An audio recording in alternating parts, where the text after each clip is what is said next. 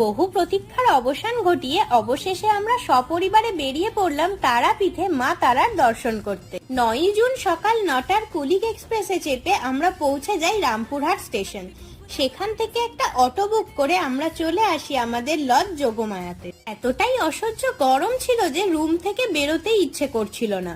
তবে দুপুরও হয়ে যাওয়াতে বেশ খিদেও পেয়েছিল, তাই কাছের একটা হোটেলে মাছ ভাতের থালি দিয়ে মধ্যাহ্ন ভোজটা সেরে নিলাম। যতই গরম হোক না কেন, ঘুরতে এলে কি আর ঘরে মন টেকে, তাই একটু রেস্ট নিয়েই বেরিয়ে পড়লাম আশপাশটা ঘুরে দেখতে। তারাপীঠে কিন্তু অফ সিজন বলে কিছু নেই, এখানে সব সময় সিজন চলে।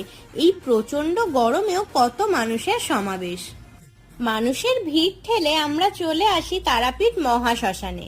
গা ছমছমে এই পরিবেশে মায়ের পাদপদ্মে পুজো দিয়ে অবশেষে মুন্ডমালিনী তলায় কিছু সময় কাটিয়ে আজকের দিনটা শেষ করি।